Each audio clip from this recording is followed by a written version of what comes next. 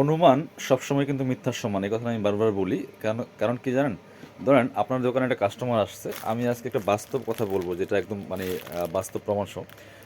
আপনার দোকানে একজন কাস্টমার আসলো, আপনি যখন জাজ করেন উনি কি নেবে কি নেবে না, আসলে আপনি কিন্তু কনফার্ম না।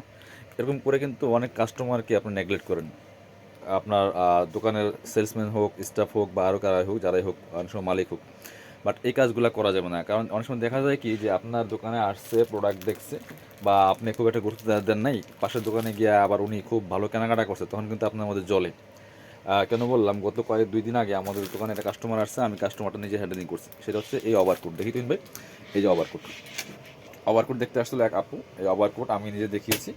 সো উনি দাম দর করছে, উনি একটু দাম কম বলছে, আমি একদম রিজনেবল প্রাইসে বলে দিচ্ছি ওনাকে, একদম কম প্রাইসে এই ওভারকোটগুলি। সো এটা এর থেকে আমরা যে দামে দিচ্ছি এর থেকে কমে আর কমে পাওয়া পসিবল না। তো উনি দেখে চলে গেছে। যাওয়ার পরে আমাদের একজন এক্সিকিউটিভ, সেলস এক্সিকিউটিভ, উনি বলছে ভাইয়া উনি নেবে না, উনি জাস্ট উনি আবার একটু ট্রায়াল দিয়ে দেখছিল, যে উনি ট্রায়াল দিতেই আসছে। তো কিছুক্ষণ পরে আবার এই কাস্টমার নিচে গিয়ে ঘুরে আমাদের দোকানে আসছে, আয়সা বলছে ভাইয়া দেন ওভারকোটটা দেন। তো ওভারকোট আমি দিলাম, সাথে একটা টপস নিয়েছি। এখন দেখেন, এই যে একটা অনুমান, শুধু উনি না, আমরা অনেকেই এই দোকানদারির ক্ষেত্রে কিন্তু ওই অনুমানটা করি কাস্টমারকে নিয়ে। সো এই অনুমানটা করা যাবে না। অনুমান করলে কিন্তু আপনার, ওই যে বললাম, অনুমান মিথ্যার সমান। কাস্টমার কিন্তু আবার এসে নিয়ে গেছে।